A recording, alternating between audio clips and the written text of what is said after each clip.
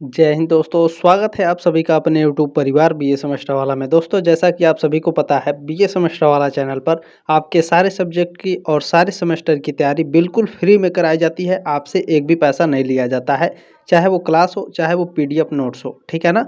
चले, आज के इस क्लास में हम लोग कवर करेंगे बीए सेकेंड सेमेस्टर में हिस्ट्री, या फिर कितने बच्चे इसे मिडाइवल हिस्ट्री कहते हैं, मध्यकालीन इतिहास कहते हैं। ठीक है, तो ध्यान रखिएगा, आपके पेपर का नाम है हिस्ट्री ऑफ मिडाइवल इंडिया। 1206 ईस्वी से लेकर के 1757 ईस्वी तक आपको इसमें पढ़ना है। ठीक है, इतना क्लियर हुआ। यूनिट 1 है आपका, क्लास 1 है। हमारे साथ तैयारी बिल्कुल फ्री में आपको करना है। ठीक है, एक भी पैसा आपको नहीं देना। सारे class notes PDF Telegram group में सेंड कर दिए जाते हैं, वहीं से आप लोग अपना पीडीएफ भी डाउनलोड कर सकते हैं बिल्कुल फ्री में। ठीक है। कुछ बच्चे पूछते हैं, सर जी ये जो क्लासेस आप जो करा रहे हैं ये किस किस यूनिवर्सिटी के लिए इम्पोर्टेंट है? तो ये सारे यूनिवर्सिटी के लिए इम्पोर्टेंट है, जितने भी उत्तर प्रदेश में यूनिवर्सिटी है। ठीक है। और बात करें बिहार में, बिहार में जितने भी यूनिवर्सिटी हैं उनके लिए, झारखंड में जो यूनिवर्सिटियाँ हैं, राजस्थान में जो भी यूनिवर्सिटियाँ हैं। ठीक है, जहाँ भी पूरे भारत में यदि आपका जो पेपर का नाम है वो सेम है तो आप इस क्लास को अटेंड कर सकते हैं। ठीक है। वैसे दीनदयाल उपाध्याय गोरखपुर विश्वविद्यालय है, इसमें सिद्धार्थ यूनिवर्सिटी है, महात्मा गांधी काशी विद्यापीठ है, छत्रपति साहू जी महाराज यूनिवर्सिटी, राम मनोहर लोहिया वध विश्वविद्यालय, राजा महेंद्र प्रताप सिंह यूनिवर्सिटी। ठीक है, लखनऊ यूनिवर्सिटी है, डॉक्टर भीमराव अम्बेडकर यूनिवर्सिटी आगरा। ठीक है, महात्मा ज्योतिबा फुले रोहिलखंड यूनिवर्सिटी है, बीयू झांसी है, अलीगढ़ मुस्लिम विश्वविद्यालय है, चौधरी चरण सिंह यूनिवर्सिटी है। ठीक है, मेरठ विश्वविद्यालय, महाराजा सुहेल देव यूनिवर्सिटी है, माँ Shakumbhari university, professor Rajendra Singh university यानी रज्जू भैया विश्वविद्यालय। ठीक है, और वीर बहादुर सिंह पूर्वांचल यूनिवर्सिटी। और इससे जो अफिलेटेड कॉलेज हैं सभी के लिए है, चाहे वो लिखित आपका एग्जाम हो, चाहे वो ऑब्जेक्टिव हो। हालांकि इस क्लास में हम लोग ऑब्जेक्टिव क्वेश्चनों को देखने का प्रयास करेंगे। ठीक है, उसके साथ साथ जो मैं नोट्स आपको पढ़ाऊंगा वो आपके लिखित में काम आएंगे, ये बात आप लोग ध्यान रखिएगा। ठीक है, तो लिखित और ऑब्जेक्टिव दोनों के लिए ये क्लास है। तो चले क्लास को स्टार्ट करते हैं। चले स्टार्ट करते हैं दोस्तों, बिल्कुल फ्री में है ये बैच आप लोगों के लिए, सभी के लिए। ठीक है, फर्स्ट ईयर है, सेकंड सेमेस्टर आपका मिडाइवल हिस्ट्री है, मध्यकालीन इतिहास है। इसमें आपको पढ़ना होता है मध्यकालीन भारत का इतिहास 1206 से लेकर के 1757 ईस्वी तक। सभी यूनिवर्सिटी के लिए है।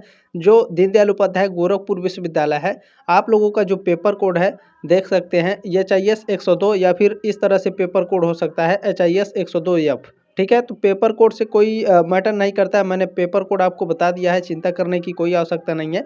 यही पेपर कोड आप लोगों का होगा। ठीक है, HIS 102 या फिर HIS 102F। ठीक है, क्लास 1 है, यूनिट 1 है। चले क्लास को स्टार्ट करते हैं। देखिए, ये क्लास जो है ऑब्जेक्टिव और लिखित दोनों बच्चों के लिए है, तो सभी लोग बहुत ही ध्यानपूर्वक देखिएगा। ठीक है, चले इसमें देखिए, फर्स्ट क्वेश्चन आपसे पूछा गया है कि चित्तौड़ का नामकरण खिजराबाद या फिर खिजराबाद किसने किया?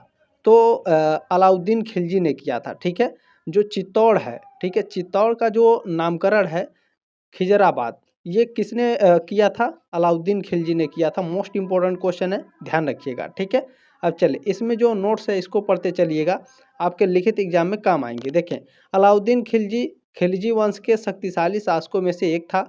उन्होंने 1303 में चित्तौड़ पर विजय प्राप्त की और बाद में उन्होंने इसका नाम बदलकर खिजराबाद कर दिया। ठीक है, ध्यान रखिएगा कब आक्रमण किया था? 1303 ईस्वी में। ध्यान रखिएगा नाम कब बदला गया था? 1303 ईस्वी में। ठीक है, तो पढ़ने के साथ साथ जो सन है इसको भी याद करते चलिएगा, क्योंकि ये भी आपके एग्जाम में पूछे जाते हैं। ठीक है, देखिए आप लोग यूजीसी नेट JRF की जब लोग तैयारी करेंगे ना, तो यही बेस आपको पढ़ना पड़ेगा। ठीक है ना, तो बाद में मेरी बहुत याद आएगी कि तो आप लोग बाद में भी क्लासेस इसको कर सकते हैं। ठीक है, चले देखिए, सेकंड क्वेश्चन आपसे पूछा गया है, अलाउद्दीन के आक्रमण के समय देवगिरी पर किस राजवंश का शासन था? तो देवगिरी पर जो शासन था उस समय यादव वंश का शासन था। ठीक है, सर जी अलाउद्दीन खिलजी के आक्रमण के समय देवगिरी पर जो राजवंश था यादव वंश थे, तो उस वंश का जो राजा थे उनका नाम क्या था? ये भी आपके एग्जाम में पूछ सकता है। चले ध्यान से देखिएगा, अलाउद्दीन खिलजी के देवगिरी पर आक्रमण के समय वहाँ यादव वंश का शासन था। इतना क्लियर हुआ। उसका नेतृत्व कौन कर रहे थे यादव वंश का? तो रामचंद्र देव कर रहे थे। ठीक है, अलाउद्दीन खिलजी ने 1296 ईस्वी में देवगिरी पर आक्रमण किया था।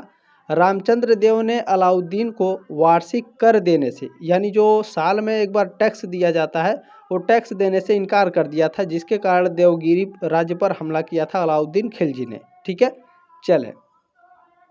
और आप सभी से प्लीज़ रिक्वेस्ट है कि सब्सक्राइब जरूर करके सपोर्ट जरूर करें। आप लोग क्लासेस लेते हैं लेकिन सब्सक्राइब नहीं करते, तो प्लीज़ सब्सक्राइब जरूर करें।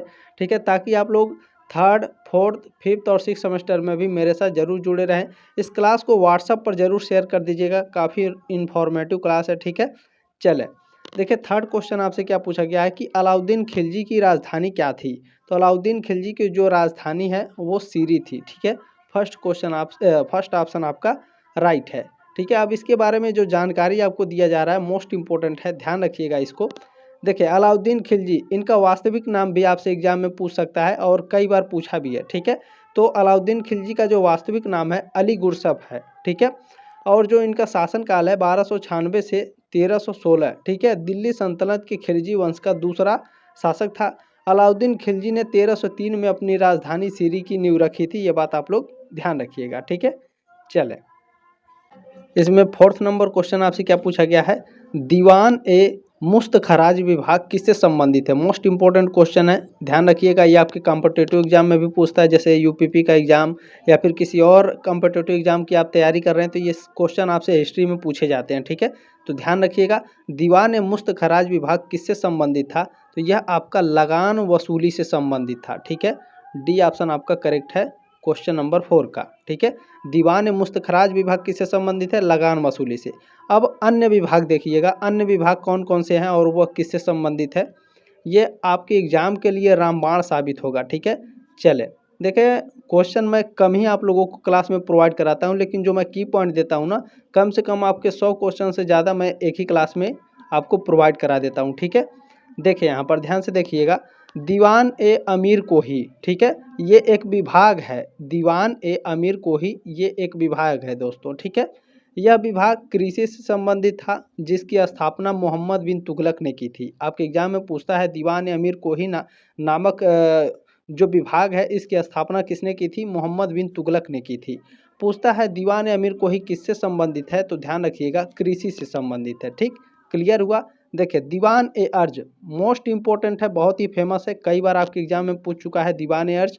ये जो विभाग है ये सैन्य विभाग से संबंधित है, दीवान ए अर्ज। ठीक है, इसकी स्थापना गयासुद्दीन बलबन ने की थी, दीवान ए अर्ज की। ठीक है, अब नेक्स्ट देखिए दीवान ए खैरात।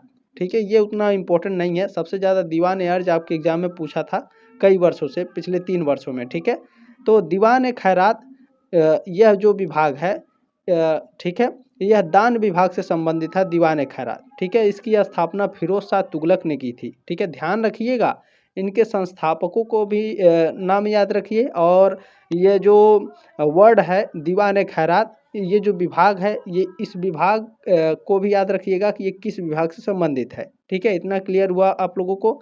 चलें नेक्स्ट देखिए दीवान ए इश्तियाक। ठीक है, दीवान ए इश्तियाक विभाग जो है यह पेंशन विभाग था, और इसकी स्थापना फिरोज शाह तुगलक ने की थी। ठीक है, इसकी स्थापना किसने की थी, फिरोज शाह तुगलक ने। ठीक है, इतना क्लियर हुआ। ये सारे आपको नोट्स में मिल जाएंगे टेलीग्राम ग्रुप में बिल्कुल फ्री में। ठीक है, चलें। मध्यकालीन भारत की प्रथम महिला शासिका थी, तो आप सभी लोग जानते हैं रजिया सुल्तान जो हैं ये मध्यकालीन भारत की प्रथम महिला शासिका हैं। ठीक है, चलें, डी ऑप्शन आपका करेक्ट है। चले नेक्स्ट क्वेश्चन आपसे पूछा गया है, किस सुल्तान ने ईरानी त्योहार नवरोज, ठीक है, नवरोज को मनाना आरंभ किया, तो बलबन ने नवरोज को मनाना आरंभ किया था। ठीक है, चले नेक्स्ट क्वेश्चन देखेंगे। देखिए नेक्स्ट क्वेश्चन है लौह और रक्त नीति। ठीक है, मोस्ट इंपॉर्टेंट है, कई बार आपके एग्जाम में पूछ चुका है, लिखित एग्जाम में भी पूछता है, ऑब्जेक्टिव में भी आपको पूछता है। लौह और रक्त नीति के जो नीति है किसने अपनाई, तो इस नीति को बलबन ने अपनाई थी। ठीक है, लौह और रक्त नीति किसने अपनाई, बलबन ने। चलिए अब इसमें जो की पॉइंट है इसको याद रखिएगा, दिल्ली सल्तनत के गुलाम वंश के सुल्तान गयासुद्दीन बलबन ने लौह और रक्त नीति अपनाई थी, जिसका अर्थ था दुश्मनों के प्रति क्रूरता, कठोरता और तलवार का प्रयोग। ये आप लोग लिखित एग्जाम में लिख सकते हैं। ठीक है, जो 2 नंबर के आता है एक क्वेश्चन लिखने के लिए, यानी अति लघु उत्तरीय प्रश्न, ठीक है। देखिए नेक्स्ट क्वेश्चन है, रजिया सुल्तान किस शासक की पुत्री थी? रजिया सुल्तान किसकी पुत्री थी? तो जो रजिया सुल्तान है ये इल्तुतमिश की पुत्री थी, ठीक है। चलें, क्लियर हुआ। चलिए नेक्स्ट क्वेश्चन है, देखिए अलाउद्दीन खिलजी का मूल नाम था। अलाउद्दीन खिलजी का देखिए यहाँ पर क्वेश्चन पूछा है ना, तो मैंने आपको की पॉइंट में पढ़ाया है, नोट्स में मैंने आपको पढ़ा दिया है कि अलाउद्दीन खिलजी का मूल नाम क्या है। इनका मूल नाम है अली गुरसाप, ठीक है। चले, फर्स्ट ऑप्शन आपका करेक्ट है। देखिए नेक्स्ट क्वेश्चन पूछा गया है, उदमत उल निस्वा की उपाधि किसकी थी? उदमत उल निस्वा, ठीक है। ये उपाधि किसने धारण की? तो इस उपाधि को रजिया सुल्तान ने धारण की थी। मोस्ट इंपॉर्टेंट क्वेश्चन है, याद रखिएगा, ठीक है। चले, इसमें कुछ की पॉइंट है, ध्यान रखिएगा। रजिया सुल्तान ने 1236 ईस्वी से लेकर के 1240 ईस्वी तक दिल्ली सल्तनत पर शासन किया, ठीक है। देखिए इनका शासन वर्ष भी पूछा जाता है, तो ध्यान रखिएगा, ठीक है। चलें, नेक्स्ट क्वेश्चन है, देखें अमीर खुसरो ने जलालुद्दीन खिलजी के सैनिक अभियानों का वर्णन किया है। किस में किया है, किस बुक में किया है? तो खजाइन उल फुतूह में किया है, ठीक है। अमीर खुसरो ने जलालुद्दीन खिलजी, ठीक है, अमीर खुसरो ने जलालुद्दीन खिलजी के सैनिक अभियानों का वर्णन किस में किया है? तो ये एक बुक है खजाइन उल फुतूह, इसी में किया है, ठीक है। डी ऑप्शन आपका करेक्ट है।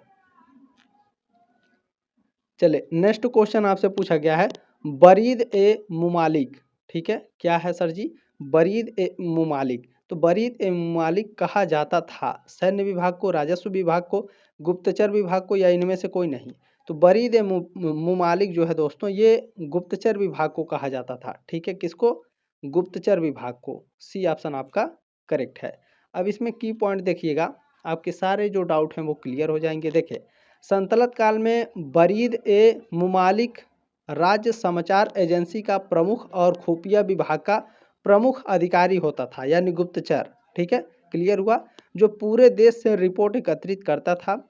दिल्ली सल्तनत में अन्य महत्वपूर्ण पदों में वकील ए दारा, वकील ए दारा किसको कहा जाता था? शाही घराने का प्रशासन को कहा जाता था। दीवान ए अर्ज सेना का प्रमुख, देखें यहाँ पर इसके बारे में चर्चा हुआ है, तो ध्यान रखिएगा, ठीक है। और दीवान ए इंसा ये राजकीय पत्राचार से संबंधित है, ठीक है। चलें, नेक्स्ट क्वेश्चन आपसे पूछा गया है, कश्मीर का अकबर किसे कहा जाता था? कश्मीर का अकबर जैन उल अबदीन को कहा जाता था, ठीक है। डी ऑप्शन आपका करेक्ट है। और ये भी ध्यान रखिएगा, कश्मीर के जो अकबर हैं जैन उल अबदीन, ये कश्मीर के 8वें सुल्तान थे, ठीक है।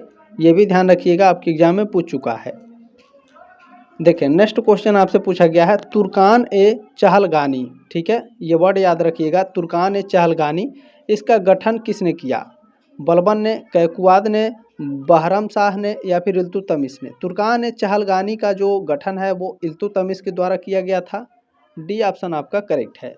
अब इसमें जो की पॉइंट है इसको ध्यान में रखिएगा, यहाँ से आपके एग्जाम में क्वेश्चन बनेंगे, ठीक है। देखिए दिल्ली सल्तनत के तीसरे शासक इल्तुतमिश ने तुर्कान ए चहलगानी का गठन किया था। इल्तुतमिश मामलूक वंश से थे और उन्होंने 1211 से लेकर के 1236 तक शासन किया। इनका शासन का जो वर्ष है इसको याद रखिएगा, ठीक है। और इन्होंने क्या, किस चीज़ का गठन किया? तुर्कान ए चहलगानी, ठीक है। और ये दिल्ली सल्तनत के तीसरे शासक थे इल्तुतमिश, ठीक है। इसको भी याद रखिएगा। चलिए नेक्स्ट क्वेश्चन क्या है, अलाउद्दीन खिलजी के शासनकाल में सैन्य विभाग को कहा जाता था? बिल्कुल दीवान ए अर्ज कहा जाता था, ठीक है। फर्स्ट ऑप्शन आपका करेक्ट है क्वेश्चन नंबर 15 का, ठीक है। चले, तो इसीलिए मैं कहता हूँ जो भी मैं की पॉइंट पढ़ा रहा हूँ उसको याद में रखिएगा, क्योंकि की पॉइंट से आपके एग्जाम में कई सारे क्वेश्चन बनते हैं, ठीक है। देखिए बलबन के शासनकाल के दौरान बंगाल में किसने विद्रोह किया? तो बलबन के शासनकाल में बंगाल में जो विद्रोह किया था वो किया गया था बहाउद्दीन तुगरील के द्वारा। सी ऑप्शन आपका करेक्ट है, ठीक है। चले, अब इसमें की पॉइंट को याद रखिएगा। देखें बलबन ने तुगरील खान को या फिर बहाउद्दीन तुगरील को, ठीक है, बंगाल का सूबेदार नियुक्त किया था, लेकिन बाद में तुगरिल ने बलबन के खिलाफ विद्रोह कर दिया और खुद को स्वतंत्र घोषित कर लिया। ठीक है, इसीलिए बलबन का जो दमन है इसको देखेंगे। बलबन ने तुगरिल के विद्रोह को दबाने के लिए पहले अपने सैनिक अधिकारियों को भेजा, लेकिन वे विफल रहे। अंततः बलबन ने खुद बंगाल पर आक्रमण किया, तुगरिल को पकड़कर उसकी हत्या करवा दी और अपने दूसरे पुत्र बुगरा खान को बंगाल का शासक बनाया था। ठीक है, सॉरी फॉर दिस। चले, नेक्स्ट क्वेश्चन है, अलाउद्दीन के शासनकाल के दौरान देवगिरी का राजा कौन था? ठीक है, मैंने अभी पढ़ाया आपको, ठीक है, की पॉइंट में, कि जब अलाउद्दीन खिलजी ने आक्रमण किया था, ठीक है, तो यादव वंश के जो शासक थे वो कौन थे, उनका नाम क्या था, बताइए आप सभी लोग। बिल्कुल रामचंद्र देव, डी ऑप्शन आपका राइट है क्वेश्चन नंबर 17 का।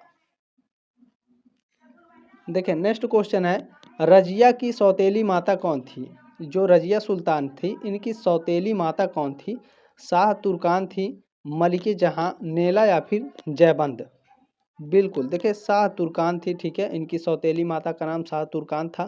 फर्स्ट ऑप्शन आपका करेक्ट है। नेक्स्ट क्वेश्चन है, देखिए किस सुल्तान का पुत्र मंगोलों से युद्ध करता हुआ मारा गया? ठीक है, मंगोलों से युद्ध करता हुआ किसका पुत्र मारा गया था, बताइए आप सभी लोग। बिल्कुल, देखिए बलबन के जो पुत्र थे ये मंगोलों से युद्ध करते हुए मारे गए थे। तो इनके पुत्र का नाम क्या था गुरुजी? तो बलबन के पुत्र का नाम था शहजादा मुहम्मद। ठीक है, ये मंगोलों से युद्ध करते हुए मारे गए थे, इनका नाम भी याद रखिएगा। ठीक है, चले, फर्स्ट ऑप्शन आपका करेक्ट है। नेक्स्ट क्वेश्चन है, देखिए लाख बख्श की उपाधि किस सुल्तान को दी गई? लाख बख्श की उपाधि ये दी गई थी कुतुबुद्दीन ऐबक को। ठीक है, चले, बहुत ही फेमस क्वेश्चन है। लाख बख्श ये जो वर्ड है बहुत ही फेमस है, कई बार आपके एग्जाम में पूछ चुका है। चले, नेक्स्ट क्वेश्चन है, देखिए रणथंभौर को किस सुल्तान ने सर्वप्रथम जीता? रणथंभौर को सबसे पहले किसने जीता? तो सबसे पहले अलाउद्दीन खिलजी ने रणथंभौर को जीता था। ठीक है, चले, अब यहाँ पे ध्यान में रखिएगा, रणथंभौर के शासक हमीर देव थे उस समय। ठीक है, हमीर देव चौहान ने अलाउद्दीन खिलजी के विद्रोही सेनापति मीर मुहम्मद को अपने यहाँ शरण दी थी, जिससे क्रोधित होकर खिलजी ने रणथंभौर पर आक्रमण किया था। ठीक है, क्वेश्चन के साथ साथ मैं आपके डाउट भी क्लियर करते चल रहा हूँ। देखिए क्लास बहुत ही अच्छा है, प्लीज़ लाइक ज़रूर कर देंगे, एक प्यारा सा कमेंट कर देंगे कि आपको कैसा लग रहा है ये क्लास। ठीक है, इसी के बेसिस पर मैं और सारे जितने भी आपके यूनिट बचे हैं सारे यूनिट में आपकी कंप्लीट करा दूंगा, क्योंकि नेक्स्ट मंथ में आप लोगों का एग्जाम है। ठीक है, चले, कुरान खान के नाम से कौन सुल्तान जाना जाता है? कुरान खान के नाम से कुतुबुद्दीन ऐबक को जाना जाता है। ठीक है, कुरान खान। ठीक है, कुरान खान के नाम से कौन सा सुल्तान जाना जाता है? कुतुबुद्दीन ऐबक। नेक्स्ट क्वेश्चन है, देखिए ये बहुत ही फेमस क्वेश्चन है, एकता प्रणाली। और ये जो एकता प्रणाली है ये लिखित एग्जाम में भी आपके पूछ चुका है और हमेशा पूछता है एकता प्रणाली क्या है। ठीक है, तो जो एकता व्यवस्था क्या है इस तरह से भी पूछता है। तो जो एकता व्यवस्था है या फिर एकता प्रणाली है, यह सैनिकों को दी जाने वाली भूखंड, ठीक है, भूखंड के रूप यानी जमीन का टुकड़ा, या फिर इसे वेतन के रूप में दिया जाता था। ठीक है, डी ऑप्शन आपका राइट है। देखिए नेक्स्ट क्वेश्चन है, आपसे पूछा किसने एकता व्यवस्था प्रारंभ की थी? मोस्ट इंपॉर्टेंट है, इसको प्रारंभ किसने की थी एकता व्यवस्था को? एकता व्यवस्था को प्रारंभ किया था इल्तुतमिश ने। ठीक है, किसने प्रारंभ किया था एकता व्यवस्था को? इल्तुतमिश ने।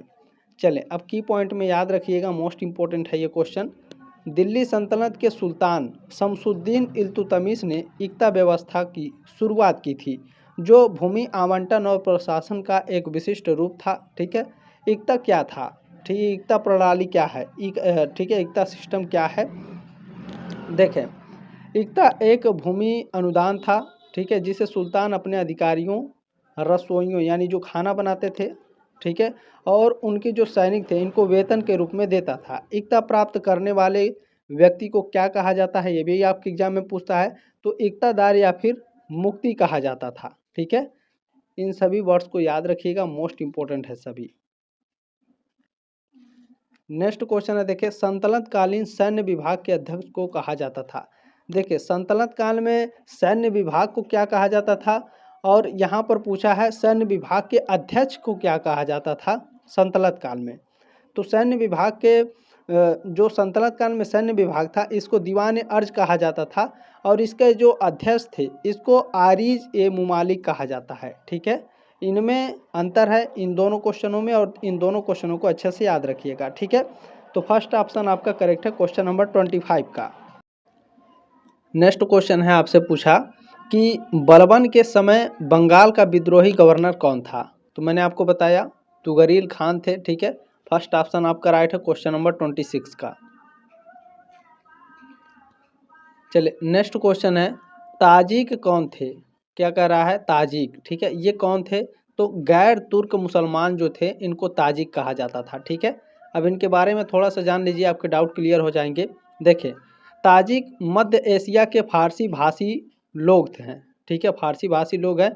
ये लोग मुख्य रूप से ताजिकिस्तान, अफगानिस्तान, उज्बेकिस्तान और चीन के झिंजियांग प्रांत में रहते हैं। ताजिक ईरानी मूल के हैं और संभवतः आधुनिक अफगानिस्तान के पहले फारसी निवासी थे। चले नेक्स्ट क्वेश्चन है, किस दक्षिणी राज्य ने अलाउद्दीन खिलजी की अधीनता स्वीकार नहीं की? तो इसमें जो पांड्य, ठीक है, जो पांड्य थे ये दक्षिणी राज्य के थे और इन्होंने अलाउद्दीन खिलजी की अधीनता को स्वीकार नहीं किया था। बाकी होयसल वंश और देवगिरी और वारंगल, ये जो वंश थे इन्होंने अधीनता स्वीकार की थी अलाउद्दीन खिलजी के, लेकिन पांड्यों ने नहीं की थी। ठीक है, ध्यान रखिएगा, मोस्ट इंपॉर्टेंट है। जब अलाउद्दीन खिलजी ने इनके किलों पर आक्रमण किया तो ये अपना किला छोड़कर भाग गए थे। ठीक है, लेकिन इन्होंने अधीनता स्वीकार नहीं की थी, ये बात आप लोग ध्यान रखिएगा। बहुत बच्चे इस क्वेश्चन में कंफ्यूज हो गए थे, प्रीवियस ईयर क्वेश्चन में पूछा था आपसे। ठीक है, नेक्स्ट क्वेश्चन आपसे पूछा गया है, देखिए, दास वंश का अंतिम शासक कौन था? दास वंश के अंतिम शासक शमसुद्दीन क्यूमर्स थे, और देखें इनका दो नाम है। ठीक है, अभी मैं आपको बता दूंगा, ध्यान रखिएगा। दास वंश यानी गुलाम वंश। गुलाम वंश की स्थापना किसने की थी? गुलाम वंश की स्थापना कुतुबुद्दीन ऐबक ने की थी। कब की थी? 1206 ईस्वी में। कुतुबुद्दीन ऐबक ने 1206 से 1210 ईस्वी तक शासन किया। उसके बाद कुछ दिनों या फिर कुछ महीनों के लिए आराम शाह आए थे। आराम शाह के बाद इल्तुतमिश थे जो 1210 से 1236 ईस्वी तक शासन किया था। ठीक है, इसके बाद रुकनुद्दीन फिरोज शाह थे 1236 ईस्वी में। ठीक है, इनके बाद रजिया सुल्तान आई 1236 से 1240। देखिए, ये गुलाम वंश का एक सीरीज है एक तरीके से।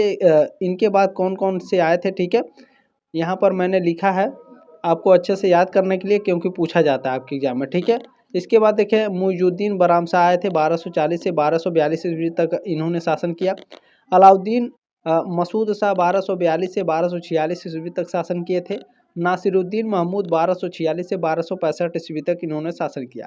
उसके बाद गयासुद्दीन बलबन थे 1265 से 1287 ईस्वी तक। उसके बाद मुइजुद्दीन कैकाबाद या फिर शमसुद्दीन क्यूमर्स, इनका दो नाम है, दोनों को अच्छे से याद रखिएगा। ठीक है, लास्ट पूछा जाता है आपसे एग्जाम में कि जो गुलाम वंश है इनके अंतिम शासक कौन थे? शमसुद्दीन क्यूमर्स या फिर मुइजुद्दीन कैकाबाद। ठीक है, 1287 से 1290 ईस्वी तक इन्होंने शासन किया। ठीक है, चले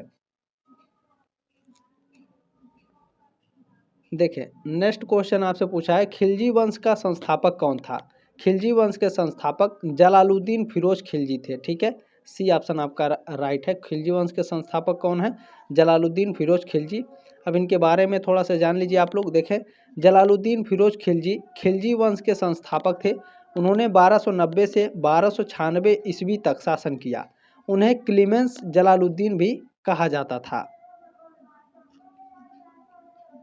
नेक्स्ट क्वेश्चन है, देखें, रजिया का प्रेमी कौन था? जो रजिया सुल्तान थी, ठीक है, इनका प्रेमी कौन था? यानी ये एक तरीके से रिलेशनशिप में किससे थी? मलिक याकूत से। ठीक है, फर्स्ट ऑप्शन आपका करेक्ट है। नेक्स्ट क्वेश्चन आपसे पूछा गया है, गजनी राजवंश का संस्थापक कौन था? गजनी राजवंश के संस्थापक महमूद थे, अलब्तगीन थे, सुबुक्तगीन या फिर इस्माइल थे? बताइए। बिल्कुल, देखिए गजनी राजवंश के जो संस्थापक हैं वो अलब्तगीन हैं। ठीक है, बी ऑप्शन आपका राइट है, क्वेश्चन नंबर 32 का। अब इनके बारे में थोड़ा सा जान लीजिए, आपके डाउट तुरंत क्लियर होंगे। देखें, गजनी राजवंश की स्थापना अलब्तगीन ने की थी। बाद में उसके दामाद सुबुक्तगीन ने इस राजवंश को आगे बढ़ाया। ठीक है, देखिए महमूद गजनवी सुबुक्तगीन का पुत्र था जिसने गजनी साम्राज्य का विस्तार किया और भारत पर कई बार आक्रमण किए। ठीक है। चले नेक्स्ट क्वेश्चन है, अलब्तगीन बुखारा के सामंती शासक का दास था, कौन था? अब्दुल मलिक था। बी ऑप्शन आपका राइट है। नेक्स्ट क्वेश्चन है देखें, अलब्तगीन किस सन में खुरासान का भार सौंपा गया? तो अलब्तगीन किस सन में खुरासान का भार सौंपा गया था? तो सौंपा गया था इनको 1956 में, ठीक है। सी ऑप्शन आपका करेक्ट है। नेक्स्ट क्वेश्चन देखिए, आपसे पूछा है कि गुलाम वंश की स्थापना किसके द्वारा की गई? गुलाम वंश मैंने आपको पढ़ाया है, ठीक है। दास वंश या फिर गुलाम वंश कुतुबुद्दीन ऐबक इसके संस्थापक हैं, ठीक है। ध्यान रखेंगे, बी ऑप्शन आपका राइट है क्वेश्चन नंबर 35 का। अब यहाँ पर आप लोग ध्यान रखिएगा, यहाँ से कई सारे क्वेश्चन आपके एग्जाम में बनेंगे, मोस्ट इंपॉर्टेंट है। देखें, कुतुबुद्दीन ऐबक जो पहले मोहम्मद गौरी का गुलाम था, 1206 ईस्वी में दिल्ली सल्तनत का पहला सुल्तान बना और इसी के साथ भारत में गुलाम वंश की स्थापना हुई। कुतुबुद्दीन ऐबक किसका गुलाम था? मोहम्मद गौरी का गुलाम था, ठीक है। 1206 ईस्वी में दिल्ली सल्तनत का पहला सुल्तान बना और इसी के साथ गुलाम वंश की स्थापना हुई थी, ठीक है। देखिए, गुलाम वंश को मामलुक वंश के नाम से भी जाना जाता है, आपके एग्जाम में पूछ चुका है, ध्यान रखिएगा। कुतुबुद्दीन ऐबक को लाख बख्श यानी लाखों का दाता भी कहा जाता था, ये भी क्वेश्चन पूछ चुका है। गुलाम वंश दिल्ली सल्तनत पर शासन करने वाला पहला मुस्लिम राजवंश था, इसको याद रखिएगा, आपके एग्जाम में पूछ सकता है। कुतुबुद्दीन ऐबक का शासनकाल ध्यान रखिएगा 1206 से 1210। कुतुबुद्दीन ऐबक की मृत्यु पूछता है 1210 ईस्वी में हुई थी। कैसे? देखिए, चौगान यानी हार्स पोलो खेलते हुए इसकी मृत्यु हुई थी। नेक्स्ट क्वेश्चन आपसे पूछा गया है, निम्नलिखित महिलाओं में से किसने दिल्ली पर शासन किया? रजिया सुल्तान ने, चांद बीबी ने, मेहरुन्निसा ने या फिर हजरत महल ने? बिल्कुल, रजिया सुल्तान ने दिल्ली पर शासन किया था, ठीक है। इन सभी महिलाओं में फर्स्ट ऑप्शन आपका करेक्ट है। नेक्स्ट क्वेश्चन आपसे पूछा है, देखिए, चांदी का टंका और तांबे का जीतल जारी करने वाला शासक था, कौन था? तो इल्तुतमिश था, ठीक है। चांदी का टंका या फिर तांबे का जीतल जारी करने वाला शासक कौन था?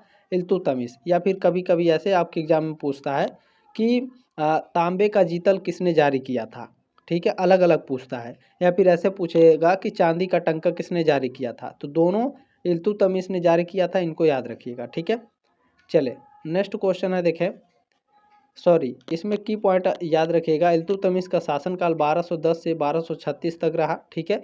इल्तुतमिश ने एकता प्रथा की भी शुरुआत की थी, इसको भी आप लोग ध्यान रखेंगे। नेक्स्ट क्वेश्चन है, सुल्तान बनने से पूर्व यानी सुल्तान बनने से पहले इल्तुतमिश कहाँ का सूबेदार था? बदायूं, अजमेर, ग्वालियर या फिर बयाना? तो सुल्तान बनने से पहले जो इल्तुतमिश हैं ये सूबेदार थे बदायूं के, ठीक है। फर्स्ट ऑप्शन आपका राइट है।